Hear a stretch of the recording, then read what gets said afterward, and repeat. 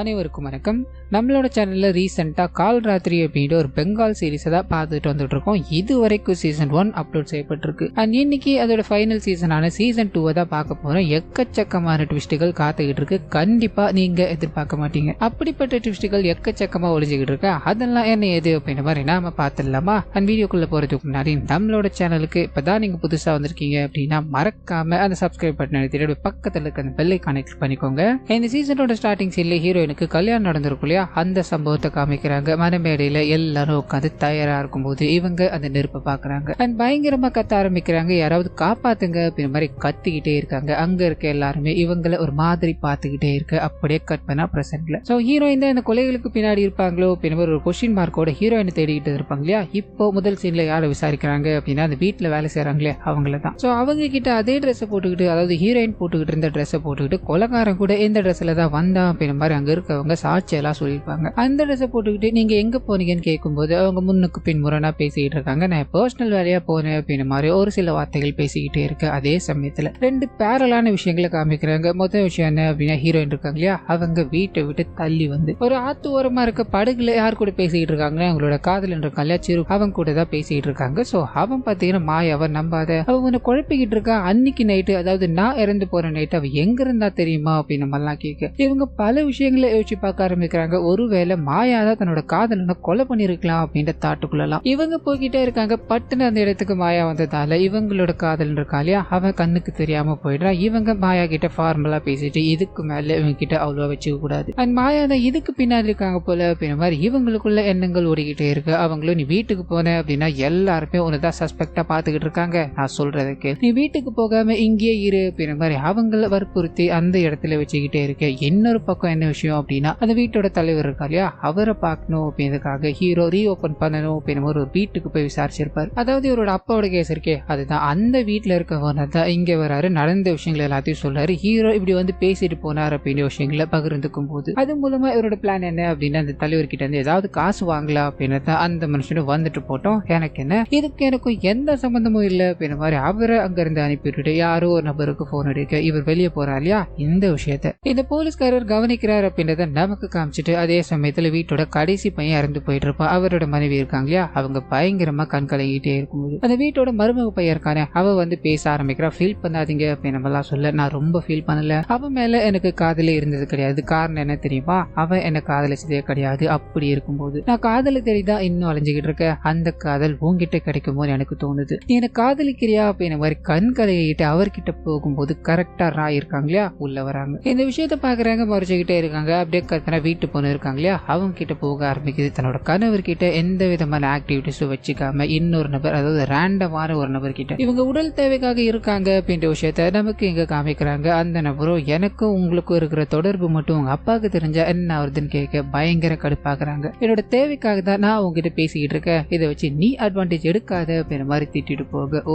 போமா போ, என்னைக்காவது ஒரு நாள் அவனை ஃபேஸ் பண்ற நாள் வரும் அப்படின்ற மாதிரி மறைச்சுக்கிட்டே போக அப்படியே கட் பண்ணி இந்த சைட் போலீஸ்காரர்கிட்டே போக ஆரம்பிக்குது. வழக்கம் போல வீட்டுல இருக்க எல்லார்கிட்டயும் விசாரணை நடத்த ஆரம்பிக்கிறார். அந்த 6 வருஷத்துக்கு முன்னாடி டேபி இங்க இருந்தாங்க அப்படின்ற மாதிரி சீசன் 1 முடியும் போது அந்த நபர் ஜெயில இருக்க நபர் சொல்லியிருப்பா இல்லையா, அந்த விஷயங்களை பத்தி கேட்க ஆரம்பிக்க யாரும் அவ்வளவா சொல்றதா தெரியல. இது எல்லாமே ஒரு சாபத்தால தான் நடந்துகிட்டு இருக்கு. அதனாலதான் வீட்டுல இருக்க ஒவ்வொருத்தரும் இறந்துகிட்டு இருக்காங்க அப்படின்ற மாதிரி ஒவ்வொருத்தரும் ஃபீல் பண்ணிக்கிட்டே இருக்கு. அப்படியே இந்த சைடு ஒரு ரேண்டமான பர்சனை காமிச்சாங்க இல்லையா, அந்த நபர் கொஞ்ச நேரத்துக்கு முன்னாடி இந்த வீட்டு தலைவரோட வீட்டுக்கு வந்து, அதாவது பணம் கிடைக்குமான்ற மாதிரி போட்டுலாம் வாங்கியிருப்பார் இல்லையா, அந்த நபரை போய் சந்திக்கிறாரு. அந்த நபர்கிட்ட முரண்பாடான விஷயங்களை பேசிக்கிட்டே இருக்கு. இங்க ஏதோ ஒரு சம்பவம் நடக்குது. அதுல அந்த சம்பவத்தை நமக்கு ஃபர்தரா காமிக்காம அப்படியே கட் பண்ணி ஜெயிலுக்குள்ள போக ஆரம்பிக்குது. 2வது பையனை பிடிச்சி வச்சுட்டாங்க. அவனுக்கு பெயில் கிடைக்கணும் அப்படின்னா நீ எனக்கு ஒரு சில விஷயங்களை சொல்லி ஆகணும், அப்படி சொல்லிட்டேன்னா எந்த இஷ்யூமே இல்லாம நானே உன்னை இருந்து அனுப்பி வைக்கிறேன்னு சொல்ல அவர் ஒரு சில விஷயங்களை சொல்ல ஆரம்பிக்கிறார். அது மூலமா டேபி 6 வருஷத்துக்கு முன்னாடி இவங்களோட வீட்டுல தான் இருந்தாங்க. அண்ட் இவங்களோட ஒரிஜினல் பேரண்ட் இப்ப காமிக்கிறாங்க இல்லையா, அவங்க கிடையாது அப்படின்ற விஷயங்கள் தெரிய ஆரம்பிக்குது. சோ டேபி இந்த வீட்டுக்கு வரும்போது அவங்களுக்கு ஒரு அக்கா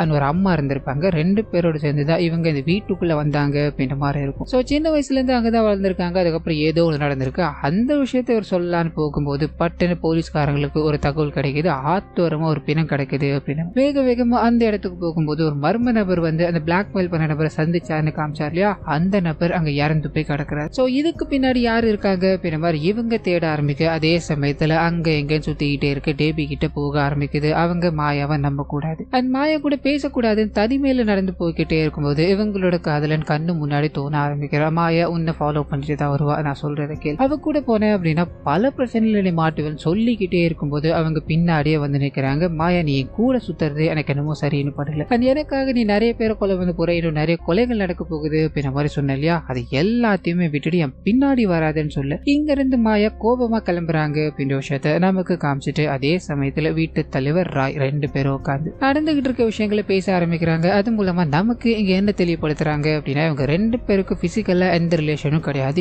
எல்லாமே எமோஷனலா ஒரு பாண்டிங் மாதிரி ஒன்று உருவாயிருக்குன்னு சொல்லலாம். சோ இவங்க இந்த மாதிரி ரீதியா பேசிக்கிட்டே இருக்கும்போது இவரோட பொண்ணு இருக்காங்க இல்லையா, அவங்க ஒரு நபர் கூட சந்திச்சுட்டு இங்க வராங்க. எந்த விஷயம் அப்பாவுக்கு தெரியும், என்னோட வீட்டு மானத்தை நீ வெளியே போய் கெடுத்துக்கிட்டு இருக்காது, எனக்கு சுத்தமா பிடிக்கல அப்படின்ற மாதிரி இவர் திட்டிக்கிட்டே இருக்கும்போது ஏற்கனவே வீட்டு மானம் கப்பல் ஏறி போயிருக்கு. இது நான் ஒண்ணு கெடுக்கிறது இல்ல அப்படின்ற மாதிரி ராயால தான் தன்னோட அப்பா தன்னை திட்டிக்கிட்டு இருக்காரு அப்படின்றத நினைச்சிட்டு அவங்க அங்கிருந்து வேகமா போக அதே சமயத்துல ஹீரோயின் வேகமா ஓடி போய் இதுக்கு மேல மாயாவை நம்ப கூடாது, அந்த ஆத்தோரமா ஒரு பொண்ணு கிடந்தது இல்லையா, அந்த கொலையை யார் பண்ணாங்க அப்படின்ற விஷயத்தை இவங்க பார்த்திருப்பாங்க. ஹீரோ கிட்ட போய் அதாவது போலீஸ் ஆபீசர் கிட்ட போய் சொல்ல அந்த மனுஷனும் இது நேரம் வரைக்கும் நீங்க எங்க போனீங்க, உங்களை தான் நாங்க தேடிட்டு இருந்தோம் அப்படின்ற மாதிரி ஃபர்தரா கேட்க ஆரம்பிக்க அது மூலமா திரிசூலம் போட்ட அதாவது திரிசூலம் டாட்டு போட்ட ஒரு நபர் தான் இந்த கொலையை பண்ணியிருக்காரு அப்படின்றத இவங்க லிட்ரலி அங்க இருந்து பார்த்திருப்பாங்க. அந்த நபரை இவங்க ஏற்கனவே சந்திச்சிருப்பாங்க. அது எங்க அப்படின்னா சிராக் இறந்து போனா, அதாவது தண்ணிக்குள்ள மூழ்கி இறந்து போனா அப்படின்ற மாதிரி இருக்கு இல்லையா, அன்னைக்கு அவனோட டெட் பாடியை வெளியே கொண்டு வந்ததும் இதே நபர் தான், இதே டாட்டு தான். சோ அன்னைக்கு அவர் என்ன சொல்லியிருப்பாரு அப்படின்னா உள்ள மாட்டிக்கிட்டு வீடுலாம் அடிச்சிட்டு கடந்தான் போல, அதாவது கஞ்சா அடிச்சிட்டு ஆல்மோஸ்ட் உயிர் போயிடுச்சு, கரைக்கு கொண்டு வந்து அதுக்குள்ள மொத்தமும் போயிடுச்சு சார், என்னோட வீடு பக்கத்துல தான் இருக்கு அப்படின்ற மாதிரி கேஷுவலா இந்த நபர் எல்லாத்தையும் பண்ணிட்டு அங்க இருந்து போயிருப்பார். சோ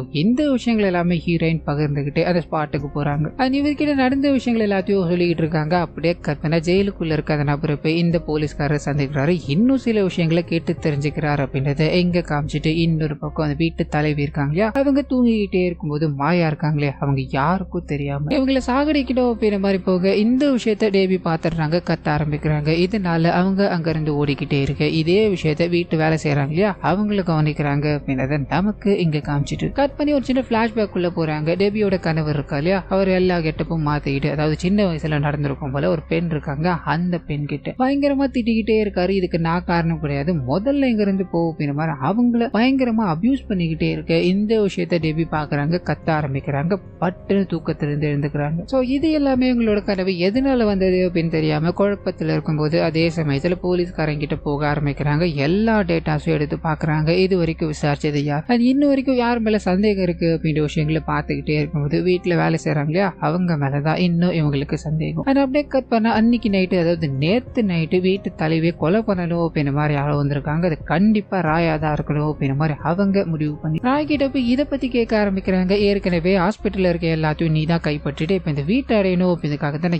என்ன கொலை பண்ண பார்த்தேன்னு சொல்ல இவங்க கண்டிப்பா அதை பண்ண கிடையாது, நீங்க பழி போடுறதுக்கு நான் ஆள் கிடையாது அப்படின்ற மாதிரி அங்க இருந்து போக அப்படியே கட் பண்ண போலீஸ்காரங்க அந்த வீட்டு வேலை செய்யற பெண் மேல இன்னும் வலுவா சந்தேகம் வர ஆரம்பிக்குது. காரணம் என்ன அப்படின்னா அவங்க ஒரு மாதிரியான பாக்கு போடுவாங்க, அதே பாக்கு இறந்து போன அதாவது பாலியல் தொழில் செய்யற இடத்துல இறந்து போயிருப்பாரு கடைசி பையன், அவரோட வாய்க்குள்ள இருந்து அடிச்சது அப்படின்ற மாதிரி இருக்கும். ரெண்டுத்தையும் மேட்ச் பண்ணி பார்த்து அதே ட்ரெஸ் போட்டுக்கிட்டு நீங்க அங்க போயிருக்கீங்க, இதுதான் நடந்தது, உண்மையை சொல்லலைன்னா பல விளைவுகளை சந்திக்க கூடும்னு சொல்ல அவங்க தயங்கி ஒரு விஷயத்த சொல்ல ஆரம்பிக்கிறாங்க. அவங்களும் இந்த நபரும் அதாவது இறந்து போன நபரும் காதலிச்சிருக்காங்க. சோ பர்டிகுலர் டே அன்னைக்கு ஒரு மெசேஜ் வந்திருக்கும், இவங்க அவரை போய் சந்திக்கணும் அப்படின்ற மாதிரி ட்ரை பண்ண அவர் கதை ஒத்துறதும் நீ எங்க இங்கன்னு கேட்க என்ன நீ தானே வர சொன்ன அதனாலதான் வந்தேன்னு சொல்லி ரெண்டு பேரும் ஒன்னா இருக்க ஆரம்பிக்கிறாங்க.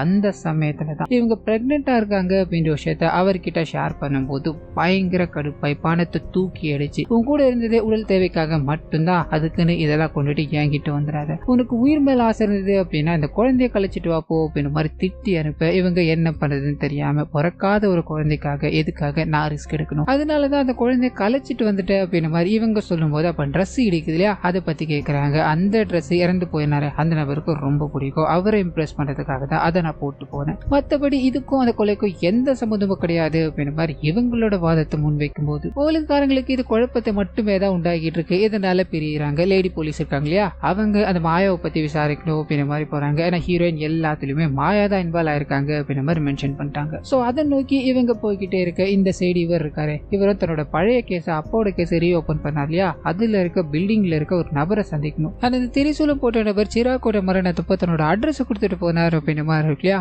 அந்த இடத்துக்கு போறாரு. போய் பார்க்கும்போது அந்த அட்ரஸ் ஃபேக் ஃபேக் அப்படின்றது தெரிய ஆரம்பிக்குது. ஸோ இது மூலமாவே சிராக்கு யார் கொலை பண்ணா அப்படின்ற விஷயத்த நமக்கு காமிக்கிறாங்க. ஸோ அந்த மர்மரவர் தான் தண்ணிக்குள்ள அவரை முக்கி கொலை பண்ணிக்கிட்டு இருக்காரு அப்படின்றத விஷுவலா நமக்கு இங்க காமிச்சிட்டு அப்படியே கட் பண்ணி அந்த வயசானவரை போய் போலீஸ்காரர் சந்திக்கிறாரு அப்படின்ற மாதிரி இருக்கும். அங்க நடந்த விஷயங்கள் எல்லாத்தையும் கேட்டு தெரிஞ்சுக்கிட்டே இருக்க இன்னொரு பக்கம் டேபி கிட்ட போக ஆரம்பிக்குது. அவங்கள பார்க்கணும் அப்படின்றக்காக மாயாவோட அப்பா அம்மா 2 பேருமே வந்திருக்காங்க. இவங்களை விசாரிச்சுட்டு போகணும் அப்படின்றதுக்காக ஒரு சில விஷயங்களை பேசிக்கிட்டே இருக்க அப்ப இங்க ஏதோ ஒரு சம்பவம் நடக்குது. அது என்ன ஏது அப்படின்றத நமக்கு இங்க காமிக்காம கட் பண்ணி இந்த போலீஸ்காரர்கிட்ட போக ஆரம்பிக்கிற அந்த வயசான நபரை கூப்பிட்டு விசாரிக்கும் போது தன்னோட அப்பா ஒரு தப்பான ஃப்ரேம் பண்ணி ஒரு ஆளை தீக்குளிக்க வச்சுட்டாருன்னு இருக்கு இல்லையா. அந்த நபரோட மனைவி வீட்டுல தனியா இருக்கும்போது கரெக்டா திரிசூலம் டாட்டு போட்ட ஒரு நபர் தான் அங்க வந்தார். இதை நான் பார்த்தேன் அப்படின்ற விஷயத்த தீர்த்து சொல்லும் போது ஸோ ஒருத்தரை பிடிச்சோம் அப்படின்னா இதுல பல விஷயங்கள் வெளியே வர வாய்ப்பு இருக்கு. ஸோ நம்மளோட ஃபோக்கஸ் எல்லாமே அதுல போய் ஆகணும் அப்படின்ற மாதிரி அவரை தேடி அலைய ஆரம்பிக்க அதே சமயத்துல அவர் பண்ண விஷயங்களை காமிக்கிறாங்க. ஸோ அந்த லேடி வீட்டுல இருக்கும்போது இவர் ஒரு சர்ப்ரைஸ் கொடுக்கணும் அப்படின்ற மாதிரி புள்ள போறாரு. உங்களுக்காக கேக் யாரோ ஆர்டர் பண்ணிருக்காங்க அப்படின்ற மாதிரி கத்தி எடுத்து ஒரே வெட்டு அந்த இடத்துல துடிக்க இறந்து போக இறந்து போயிட்டாங்க அப்படின்றத கன்ஃபார்ம் பண்ணிட்டு இவர் அங்க இருந்து கிளம்பும் போது அந்த வயசான நபர் பார்த்துட்டார் அப்படின்ற மாதிரி இருக்கும். ஸோ இந்த விஷயங்களை நமக்கு காமிச்சிட்டு அப்படியே கட் பண்ணி இந்த ஸ்னேகா இருக்காங்க இல்லையா, வீட்டுக்குள்ளே ஒரு சின்ன பொண்ணு மாதிரி இருப்பாங்களே, அவங்க கிட்ட போக ஆரம்பிக்குது. டெபி கிட்ட பேச ஆரம்பிக்கிறாங்க. 6 வருஷத்துக்கு முன்னாடி பல விஷயங்கள் நடந்திருக்கு. அதுல ஒவ்வொரு விஷயங்களும் அவங்க சொல்ல ஆரம்பிக்கிறாங்க. முதல் விஷயம் என்ன அப்படின்னா டெபிக்கு 4 வயசு, அதாவது ஒரு 4ல இருந்து 6 வயசுக்குள்ள இவங்க தன்னோட ஃபேமிலியோட வந்தாங்க அப்படின்ற மாதிரி இருக்கும். அப்பா இறந்து போயிட்டாரு. அப்பா ஒரு பெஸ்ட் ஃப்ரெண்டா தான் இந்த வீட்டு தலைவர் இருக்கா இல்லையா, அவர் இருந்திருப்பார். இதனால இவங்களோட வீட்டுக்குள்ள வந்து தங்க ஆரம்பிக்கிறாங்க. நிறைய டிராஜடியான சம்பவங்கள்.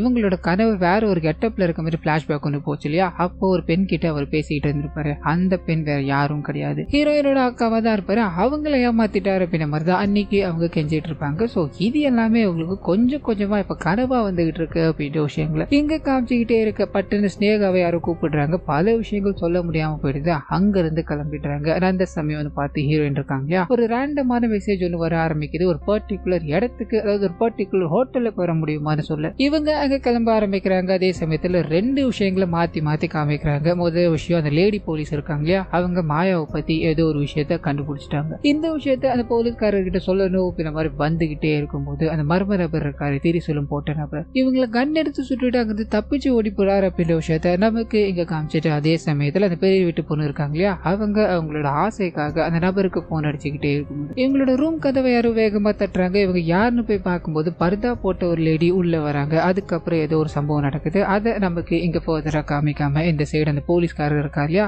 கூட இருக்கவங்கள சுட்டுட்டாங்க அப்படின்ற தகவல் கிடைக்குது. வேகமா அங்க போக உயிருக்கு ஹாஸ்பிட்டல்ல சேர்த்து அந்த வேலைகளை பார்த்துக்கிட்டே இருக்கும்போது அப்பதான் அந்த பெரிய வீட்டுல இருக்க பொண்ணு இறந்து போயிட்டாங்க அப்படின்ற ஒரு தகவல். சோ அந்த இடத்துக்கு போறாரு, விசாரிக்க ஆரம்பிக்கிறாரு. ஏற்கனவே பல கொலைகள், இதுல தொடர்ந்து இன்னும் சில கொலைகள் நடந்துகிட்டு இருக்கு. சோ கேஸ் நாளுக்கு நாள் காம்ப்ளிகேட்டட் ஆகிட்டு இருக்கு அப்படின்ற மாதிரி இவர் குழப்பத்துல இருக்கும்போது சிசிடிவி கேமரா செக் பண்ணி பார்க்க ஆரம்பிக்கிறாரு. அங்கேயும் ஹீரோயின் வந்துட்டு போயிருக்காங்க அப்படின்ற விஷயம் தெரிய ஆரம்பிக்குது. சோ இவங்க எங்கெங்கெல்லாம் போயிருக்காங்க, அவங்களா கொலை நடந்திருக்கு அப்படின்ற விஷயம் இப்போ நம்ம போலீஸ்காரருக்கு ஒரு மாதிரி தெரிஞ்சு போயிடுச்சு. அதை பத்தி இவங்க கிட்ட கேட்கும்போது ரேண்டமான பர்சன் மெசேஜ் பண்ணாரு. அதை நோக்கி போன ரூம் கதவை தட்டிக்கிட்டே இருந்தேன். ரெஸ்பான்ஸ் எதுவும் வராததால திரும்பி வந்துட்டேன்னு சொல்லும்போது அங்க இருக்க எல்லாருமே இவதான் போய் சொல்றா, இவதான் இதை பண்ணிருக்கணும் அப்படின்ற மாதிரி தீர்த்து பேசிக்கிட்டே இருக்கும்போது இந்த போலீஸ்காரர் இருக்கா இல்லையா, அவ அங்க போனதால அவதான் பண்ணிருப்பா அப்படின்ற மாதிரி திங்க் பண்ணனா உங்க எல்லாரையுமே அரெஸ்ட் பண்ணணும் அப்படின்ற மாதிரி சிசிடிவி ஃபுட்டேஜை காமிக்கும் போது ஒரு பயங்கரமான ட்விஸ்ட் ஒன்று ரிவீல் ஆக ஆரம்பிக்குது. வீட்டுல இருக்க எல்லாருமே அந்த ஹோட்டலுக்கு போயிருக்காங்க. ஆனா வேற ரூம் கதவை தட்டி ஏதோ வந்து கேட்டிருக்காங்க அப்படின்றது மட்டும் தெரிய ஆரம்பிக்குது. இதனால இதை பத்தி கேட்கும்போது எல்லாருக்குமே ரேண்டமான பர்சன் பிரைவேட் நம்பர்ல இருந்து ஒரு மெசேஜ் அனுப்பியிருக்காரு. உங்களோட ஃபேமிலியில நடக்கிற விஷயங்களை தெரியணும் அப்படின்னா நீங்க இந்த நம்பருக்கு வரணும் அப்படின்ற மாதிரி மெசேஜ் போயிருக்கும். ஒருத்தரும் கதவை தட்டிக்கிட்டே இருந்திருப்பாங்க, யாருமே கதவை திறந்திருக்க மாட்டாங்க. இதனால இங்க யாரோ ஒருத்தர் கேம் ஆடிக்கிட்டு இருக்காரு அப்படின்றது இவங்களுக்கு புரிஞ்சு போயிடுச்சு. அண்ட் இது நேரம் வரைக்கும் கொலை பண்ணவ லெப்ட் கை யூஸ் பண்ணா அப்படின்ற மாதிரி இருக்கும். இந்த கொலையா, அதாவது இந்த பெண்ணோட கொலையை மட்டும் ஒரு கேம்பஸை வச்சு கொலை பண்ணியிருக்கான். அதுவும் ரைட் ஹேண்டை யூஸ் பண்ணி கொலை பண்ணியிருக்கா அப்படின்ற விஷயம் தெரிய ஆரம்பிக்குது. மறுபடியும் காம்ப்ளிகேட் ஆகிட்டே இருக்கு. அதே சமயத்துல வீட்டு வேலைக்காரங்க அன்னைக்கு நைட்டு டேபி பண்ண விஷயங்களை இவங்க பார்த்துட்டாங்க. ஸோ ஏதோ ஒரு நடந்திருக்கு அப்படின்ற மாதிரி நமக்கு தெரியும். ஆனால் என்ன நடந்தது அப்படின்றது இன்னமும் கிளியரா சொல்லல. அந்த விஷயத்த அங்க இருக்க ஸ்னேகா கிட்ட இவங்க பகிர்ந்துகிட்டே இருக்கும்போது இன்னொரு பக்கத்துல நடக்கிற எல்லா கொலைக்கு பின்னாடியும் மாயா தான் இருக்காங்க. அது மட்டும் இல்லாம அப்பாவோட கேஸ் இருக்குல்லையா, அதுக்கு பின்னாடி இந்த வீட்டு தலைவர் தான் இருக்காரு அப்படின்றத போலீஸ்காரர் தெரிஞ்சுக்கிட்டு ஹீரோயினை விசாரணை பண்ணணும் அப்படின்ற மாதிரி கூட்டு போறாரு. வீட்டு தலைவரை நான் உன்னை அப்புறம் கவனிச்சுக்கிறேன் பாரு மிரட்டிட்டு போகும்போது இந்த விஷயம் அவரோட சீனியர் ஆபீசருக்கு தெரிஞ்சு போயிடுச்சு. அந்த மனுஷன் ஏற்கனவே இவர் மேல கடுப்புல இருக்கா இல்லையா, கூப்பிட்டு உட்கார வச்சு நீ அவரை மிரட்டினியாமே இந்த நபரை வச்சு தானே அப்படின்ற மாதிரி இவர் விசாரிச்சுட்டு வந்தார் இல்லையா ஒரு நபர், அவரை முன்னாடி வச்சு இவரை இப்ப பிளாக்மெயில் பிளாக்மெயில் பண்ண ஆரம்பிக்கிறாங்க. பழைய விஷயங்கள் எல்லாத்தையும் எதுக்கு நோண்டிக்கிட்டு இருக்க, இப்போ இது நேரம் வரைக்கும் உனக்கு சாட்சியா சொன்னா இல்லையா, அவன் இப்ப எப்படி பேக் அடிக்கிறான் பாக்குறியான்னு ஒரு கேவலமான செயலை பண்றாங்க. அந்த நபர் டீச்சரா இருப்பாரு. அவரை சொல்லி கொடுக்குற பெண்கள் எல்லாத்துக்கிட்டையும் தப்பா நடந்துக்கிறார் அப்படின்ற மாதிரி இவர் மேல பொய்யான ஒரு குற்றச்சாட்டை வைக்கும் போது அந்த நபர் பயந்து போறாரு. இதுக்கு பின்னாடி நான் இல்லை, இதுக்கு பின்னாடி இன்வால்வ் ஆக விரும்பல அப்படின்ற மாதிரி அழுதுகிட்டே இருக்க. இவ்வளவுதான் இவனை வச்சுலாம் நீ என்ன பண்ண போற, ஒழுங்கா உன்னோட வேலையை பார்த்துக்கிட்டு போன்னு சொல்ல இது நேரம் வரைக்கும் பொறுமையா இருந்த மனுஷனுக்கு இங்க தப்பு அப்படின்றது தெரிஞ்சு போச்சு. இதுக்கு மேல மௌனம் காக்குறதுல எந்த பயனும் இல்லை அப்படின்ற மாதிரி அந்த சீனியர் ஆபீசரை போட்டு பயங்கரமா திட்டிட்டு இதுக்கு பின்னாடி நீ இருக்க அதில் வெளியே கொண்டு வருவேன், உன் வேலையை நான் புடுங்க வேண்டாம் அப்படின்ற மாதிரி மிரட்டிட்டு அங்க இருந்து போக. அதே சமயத்துல மாயாவோட ஃபேமிலி இருக்காங்க இல்லையா, அவங்க போலீஸ் ஸ்டேஷன் வராங்க. நீங்க தான் நமக்கு ஒரிஜினல் மாயா யாரு அப்படின்றத காமிக்கிறாங்க. இது நேரம் வரைக்கும் ஹீரோயின் கிட்ட பேசிக்கிட்டு இருந்தது வேற, இங்க இருக்க மாயா வேற. சோ இந்த குழப்பத்தை இங்க வச்சுட்டு அப்படியே கட் பண்ணி ராயோட கணவர் கிட்ட போக ஆரம்பிக்குது. அவர் ஹாஸ்பிட்டல்ல போய் வேலைகளை பார்த்துக்கிட்டே இருக்கும்போது அந்த பரிதா போட்ட அதே மர்ம பெண் அந்த இடத்துக்கு வராங்க. ஒரு கொடூரமான முறையில சாகடிக்கிறாங்க அப்படின்ற விஷயத்த இங்க காமிச்சிட்டு இன்னொரு பக்கம் சஸ்பெக்ட் அப்படின்ற மாதிரி ஹீரோயினை பாயிண்ட் அவுட் பண்ணி ஸ்டேஷனுக்கு கூட்டு வராங்க.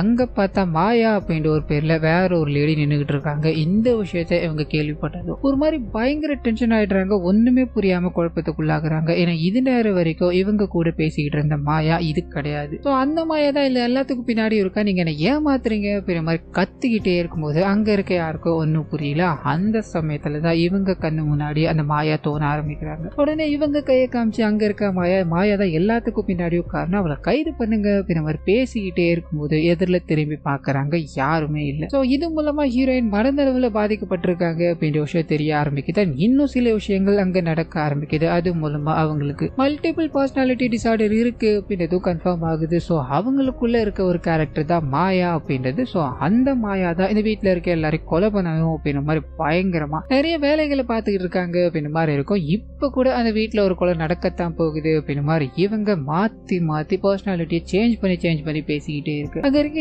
எல்லாருமே இதை பிரமிப்பா பார்க்க ஆரம்பிக்கிறாங்க. குறிப்பா ஹீரோ இருக்கா இல்லையா அந்த போலீஸ்காரர், அவருக்கு தன்னோட அப்பாவை பார்த்த மாதிரியே இருக்கு. இதனால அவங்கள பிடிச்சி லாக்அப்ல உட்கார வச்சுட்டு வேகமா ராயோட கணவரை சந்திக்கலான்னு போக அவர் இறந்து போயிட்டார் அப்படின்ற ஒரு தகவல். குடும்பம் மொத்தமும் என்ன பண்ணதுன்னு தெரியாம கஷ்டம். தன்னோட குழந்தைகள் ஒருத்தரா இறந்துகிட்டு இருக்காங்களே அப்படின்ற துக்கத்துல அந்த வீட்டம்மா இருக்காங்க இல்லையா, அவங்க போலீஸ்காரரை கூப்பிட்டு அந்த டைரி எல்லாத்தையும் காமிக்கிறாங்க. சின்ன வயசுல எடுத்த போட்டோக்கள் தான் இறந்து போன குழந்தைங்களோட போட்டோவை பார்த்து அவங்க அழுதுகிட்டு இருக்காங்க. சின்ன வயசுலயே அடிச்சு வளர்த்திருந்தேன் அப்படின்னா இந்த மாதிரி ஒரு நிலைமைக்கு அவங்க போயிருக்க மாட்டாங்க அப்படின்ற மாதிரி ஹீரோயினோட பிளாஷ்பேக் அதுக்குள்ள கொண்டு போக ஆரம்பிக்கிறாங்க. சோ ஹீரோயினோட அக்காவை அங்க இருக்க ஹீரோயினோட இப்ப கணவரா இருக்கால ரகு, அவர் ஏமாத்திட்டாரு அப்படின்ற மாதிரி இருக்குல்லையா, ஃபேமிலி மொத்தமும் உடஞ்சு போயிடுறாங்க. அந்த வீட்டுல இருக்க ஆண் பிள்ளைகள் எல்லாருமே இவங்களை கேவலமாவும் பேச ஆரம்பிக்கிறாங்க. இதனால டெபியோட அம்மா பயங்கரமா அழ ஆரம்பிக்கிறாங்க. டெபியோ இதுக்கு மேல நம்ம இருக்க வேணாமா, நான் டாக்டருக்கு படிக்கிறேன், இங்க இருக்க எல்லாரை விட நான் தான் நல்லா படிக்கிறேன், கண்டிப்பா நான் ஒரு டாக்டர் ஆயிடுவேன், வாங்கம்மா இங்க இருந்து போகலான்னு சொல்லிக்கிட்டே இருக்கும்போது இவங்களோட அக்கா ஹாஸ்பிட்டலைஸ் பண்ணிட்டாங்க அப்படின்ற ஒரு தகவல். இது எல்லாத்துக்கும் காரணம் அவனுக்கு தான், அவனுங்களை விடக்கூடாது அப்படின்ற மாதிரி இவங்களோட இப்ப கணவரா இருக்கா இல்லையா அவரை போய் பயங்கரமா திட்டிக்கிட்டே இருக்கும்போது அங்க இருக்க அந்த வீட்டு குழந்தை, அதாவது அந்த வீட்டு பெண் இருக்காங்களே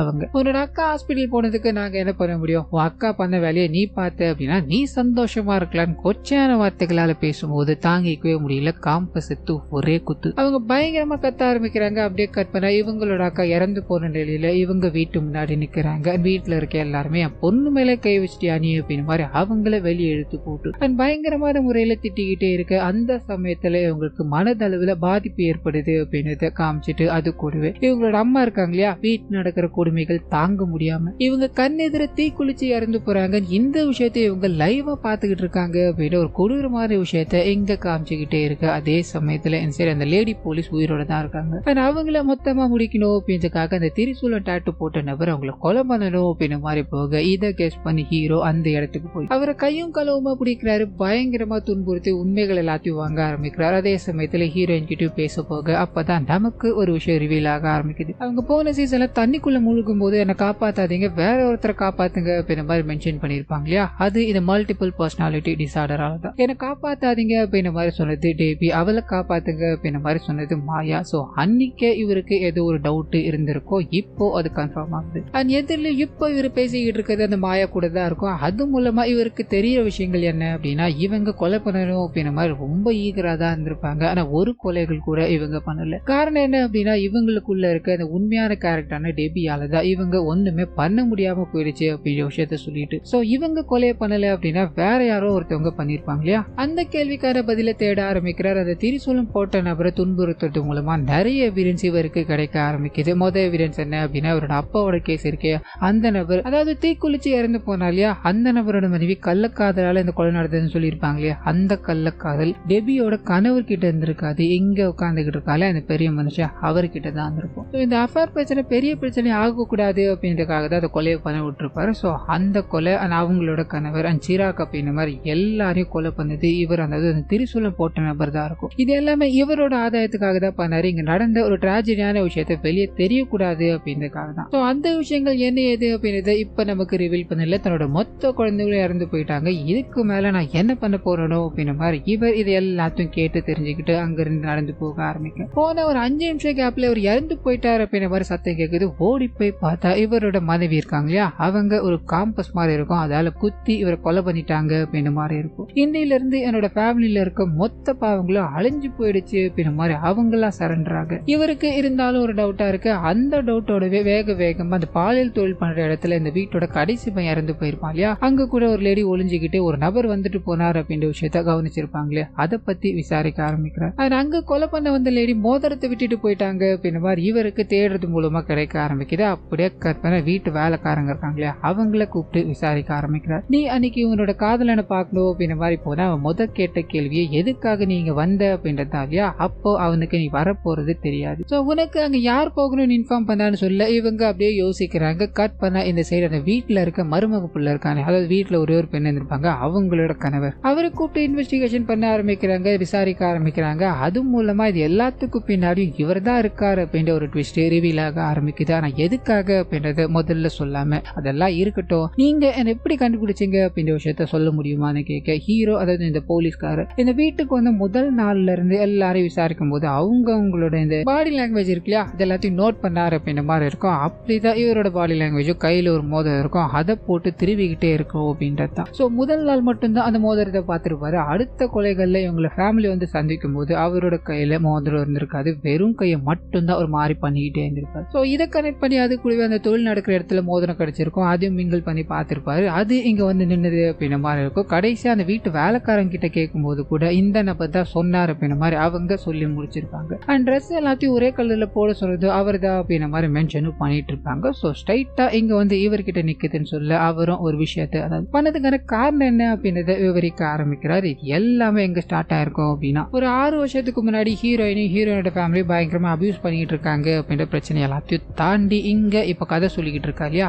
அவரோட அண்ணா டெபிக்கும் அந்த வீட்டுல இருக்க லேடிக்கும் பாட சொல்லி கொடுக்கணும் அப்படின்ற மாதிரி போக இவரை பயங்கரமா கலாய்க்க ஆரம்பிக்கிறாங்க. அதெல்லாம் கடந்து இவர் போயிட்டாரு. அந்த லேடி இருக்காங்க இல்லையா அவங்க நிஃபோமேனியாக் அப்படின்ற ஒரு நோயால பாதிக்கப்பட்டவங்க, அதிக அளவுல உடல் தேவை இருக்கு அப்படின்ற மாதிரியும் பயங்கரமான உடல் தேவைக்கு ஆசைப்பட்டுக்கிட்டு இருக்காங்க அப்படின்ற மாதிரி இருக்கும். இதனால இவர் அப்ரோச் பண்ணிக்கிட்டே இருக்கும்போது இவர் இதை தடுக்க ஆரம்பிக்கிறார். அண்ட் டெபியும் இவருக்கு உதவ ஆரம்பிக்க இதனால அவங்க என்ன பண்றாங்கன்னா இவங்க 2 பேருக்கும் தொடர்பு இருக்கு அப்படின்ற மாதிரி அண்ணன் தம்பி கிட்ட போட்டு கொடுக்கும்போது வீட்டுல யாரும் இல்லாத நேரத்துல ஓ நீங்க அந்த மாதிரி வேலைகளை பாத்துக்கிட்டீங்களா, என் தங்கச்சி என்ன தைரியம் இருந்தா நீ காம்பஸாலலாம் குத்திருப்ப அப்படின்ற மாதிரி டெபி அண்ட் இவர் 2 பேரையுமே டெபி இப்ப தங்கிட்டு இருக்காங்க இல்லையா அந்த ரூமுக்குள்ள கொண்டு போறாங்க, துணி இல்லாம விட்டுடுறாங்க. சோ அந்த ரூமுக்குள்ள போகும்போது டெபிக்கு இந்த விஷயங்கள் தான் ஞாபகம் வந்தது அப்படின்ற விஷயத்த நமக்கு இங்க கனெக்ட் பண்ணிட்டு கொஞ்ச நேரம் கழிச்சு இந்த டியூஷன் எடுத்துக்கிட்டு இருக்கா இல்லையா அவரோட மனைவியை கூட்டு வந்து இவங்க காமிக்க ஆரம்பிக்கிறாங்க, பயங்கரமா அழுகுறாங்க. அண்ட் இன்னும் கொஞ்ச நேரம் கழிச்சு அந்த வீட்டு தலைவர் வர ஆரம்பிக்கிறாரு, என் வீட்டை அப்படி நாசம் பண்ணிட்டீங்களடா அப்படின்ற மாதிரி இந்த டீச்சருக்கு ஒரு துணியை தூக்கி போட்டு வெளியே வான்னு சொல்லும் போது அவர் அந்த துணியால அந்த இடத்துல தற்கொலை பண்ணிக்கிறார் அப்படின்ற மாதிரி இருக்கும். இந்த விஷயத்தை ஹீரோயின் கண் எதிரில் பாக்குறாங்க.